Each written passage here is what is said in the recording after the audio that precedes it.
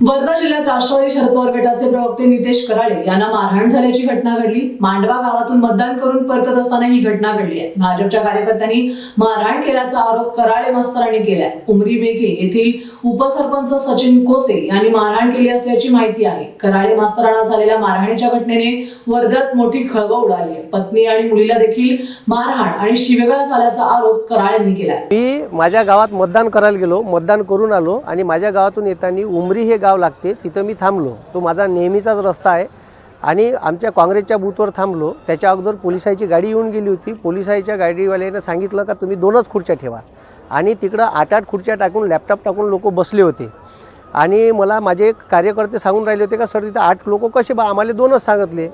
मग मी त्याचं ऐकलं। मग मी इथे PI कापडे साहेब यायला फोन केला तर ते येतो म्हणे आणि तिथं मला गावातल्या लोकांनी सांगितलं का ग्रामपंचायतचा कर्मचारी आशिष म्हणून तिथं बसला आहे, ठीक आहे, लॅपटॉप टाकून। ॲक्च्युली तो पक्षाचा बूथ असल्यामुळे तिथं बसता येत नाही।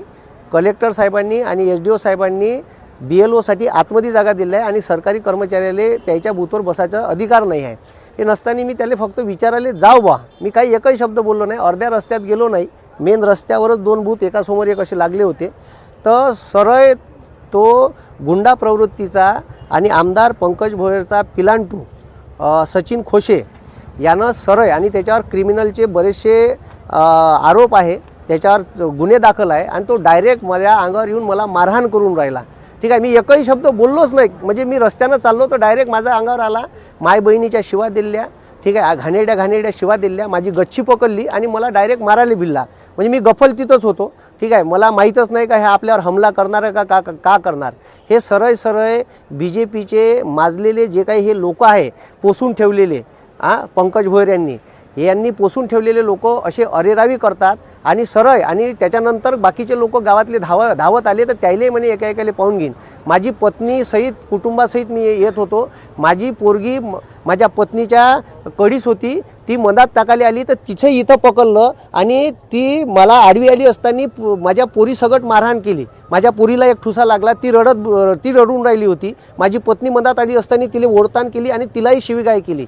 अशा प्रवृत्तीचे लोक इथं महाराष्ट्रात राज करून राहिले आणि या वर्धेतसुद्धा याचा गुंडाराज सर्रास चालू आहे आणि त्याच्यावर एक प्रदेश प्रवक्ता राष्ट्रवादीचा असताना माझ्यावर त्यांनी हमला केला। म्हणजे तुम्ही विचार करा, मी एकही शब्द बोललोच नाही, म्हणजे मी डायरेक्ट रस्त्यानं मधातून चाललोच होतो तर डायरेक्ट माझ्यावर हमला केला।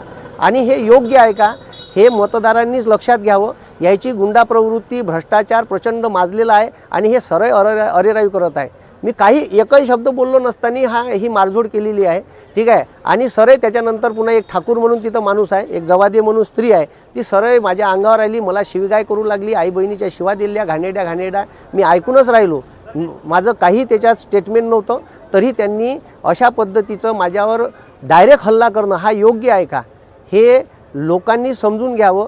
आणि आता याच्यावर मी रिपोर्ट द्यासाठी पोलीस स्टेशनला आलो आहे, ठीक आहे।